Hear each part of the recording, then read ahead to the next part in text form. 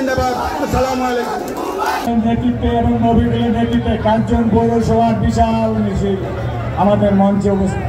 একটু মঞ্চটা খালি করে দেন অনুগ্রহপূর্ব। আমাদের আমন্ত্রিত অতিথি ব্যতীত সবাই মঞ্চ থেকে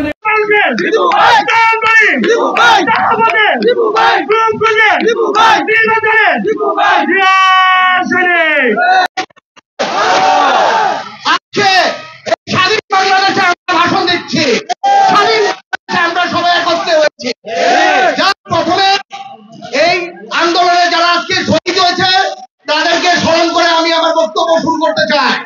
আজকে এই সমাবেশে সভাপতি, এই সমাবেশের বিশেষ অতিথিগণ এখানে আসলে আপনারা অনেকক্ষণ হয়ে গেছেন আসেন, এর জন্য আমি সবার নাম আর বলতে চাই না। ৭১ সালে জিয়াউর রহমানের ডাকে এই দেশ স্বাধীন হয়েছে। সাংবাদিক ভাইদের প্লাস হলো এলাকার মানুষ আর হলো প্রশাসনকে বলি আপনি খুঁজে পেয়ে আসতে হবে, কারণ এতগুলি লাশ দিয়েছে, লাশের রাজনীতি গাজী সাথী আর কেউ করতে পারে। আপনারা এই প্রখর রোদের মধ্যে সেই বেলা 2টা থেকে এখানে এসে উপস্থিত হয়েছেন সহানুভূতি পাওয়ার জন্য। তারা এতগুলো মানুষের প্রাণ নিয়েছে। আমরা প্রশাসনকে বলতে চাই সুস্থ তদন্তের মাধ্যমে বিচার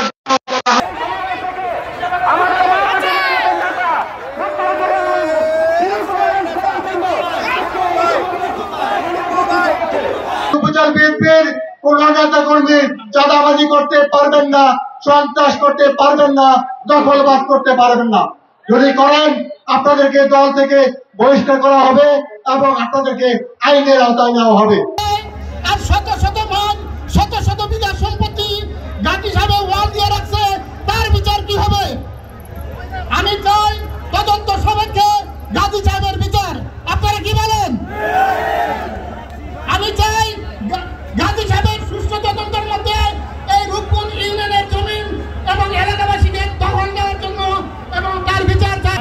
আজকের এই জনসভায় প্রমাণ করে যে আগামী দিনে একমাত্র দীপু ভাইয়া ছাড়া রূপকুঞ্জ কোনো বিকল্প কোনো রাস্তা নাই।